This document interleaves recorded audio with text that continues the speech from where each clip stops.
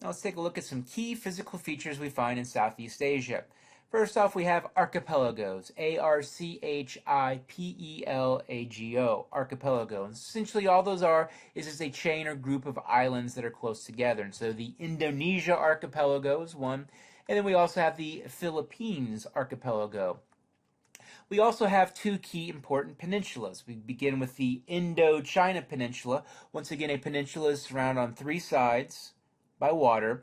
And we also have the Malay Peninsula, M-A-L-A-Y. So this is also surrounded on three sides by water. We also have a narrow land bridge, or an isthmus, I-S-T-H-M-U-S, that connects the Malay Peninsula, and then this narrow, thin land bridge that then connects with mainland Southeast Asia. We also have some important rivers, and so we have the Irrawaddy River, which goes through Burma, the Salween River, which also goes through Burma, the Mekong River, very important river, which goes through several different countries. Interestingly enough, all three of these rivers begin in the Himalayan mountains, begin in the upland areas of China, and then work their way, of course, downslope, downstream. So if you look at the Mekong River, begins in China. So with China all of a sudden dams up the river right through here, it's then definitely going to affect the amount of flow that then goes through here. And then the people in Burma and Laos are then affected. I would say Burma might dump a bunch of chemicals into the water. Well, then now Laos and Thailand have to deal with that as the river then moves its way, forms a border between Laos and Thailand. And it would say Laos and Thailand then start dumping more stuff in the river. Then Cambodia has to deal with it, and on and on and on. So this is definitely a cause of some tension in Southeast Asia. Is the Mekong River and these rivers? What happens upstream can affect the countries downstream. So can these countries get along? So those are some mainland physical features.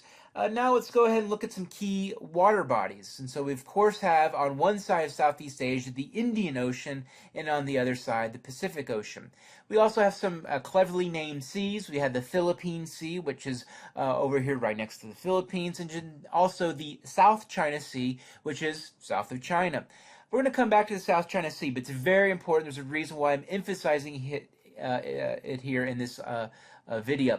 We also have other seas, the Sulu Sea, the Celebes Sea, the Banda Sea, Flores, Java. All this makes sense because we have all of these archipelagos, so we have these peninsulas, and so we're also going to have a lot of these small little seas and bays in particular areas. So we have the Gulf of Thailand, and look at Bangkok, kind of protected here in the Gulf of Thailand.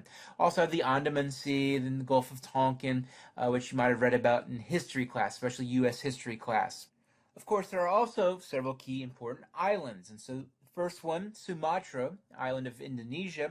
We're going to come back and talk about the tsunami that occurred here and definitely impacted Sumatra. We also have Java, very densely populated, in which it has the capital of Indonesia, Jakarta. There's also this small island called Bali, very much a tourist destination for a lot of Americans, a lot of young people. We also have another island, Timor, which is separated by two different countries. On one side is part of Indonesia, and on the other side is East Timor, which is its own country. We also have the island of New Guinea, in which on one half of the island is Indonesia. We also have Sulawesi, and there is some conflict on Sulawesi, although it is all in the country of Indonesia.